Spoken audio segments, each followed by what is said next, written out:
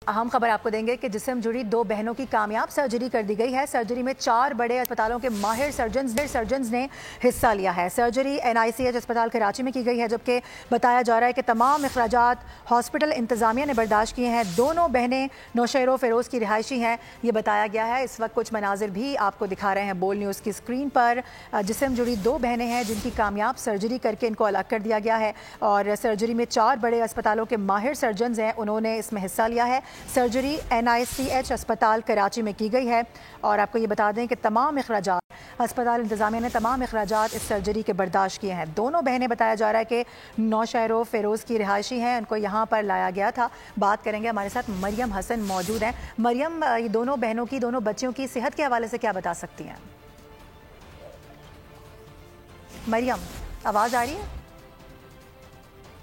मरियम से रब्ता करने की कोशिश कर रहे हैं। अपने नाजरीन को कुछ एक बार फिर से बता दें, कुछ मनाजिर भी आपको दिखा रहे हैं, अपडेट कर रहे हैं आपको। जिस्म जुड़ी दो बहनें हैं जिनकी कामयाब सर्जरी कर दी गई है। सर्जरी में 4 बड़े अस्पतालों के माहिर सर्जन्स ने हिस्सा लिया है।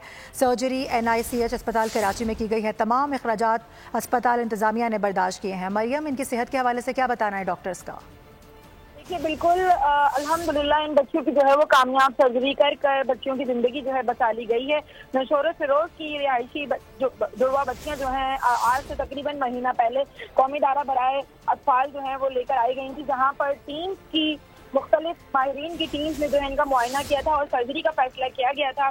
सर्जरी जो है वो कामयाब हो गई है और इस सर्जरी में जो है तकरीबन 10 अफराद से जायद के स्टाफ ने जो है वो हिस्सा लिया। उसके साथ साथ 4 घंटे तवील जो है ये सर्जरी रही थी। प्रोफेसर नासिर सडल के मुताबिक कि दोनों बहनों की कामयाब सर्जरी कर जो है दोनों बच्चों के धड़ जो है वो अलहदा कर दिए गए हैं और दोनों बच्चियां जो है आइंदा मुस्तकबिल में अपनी मामूल की जिंदगी गुजार सकें। ठीक है मरियम, बहुत शुक्रिया।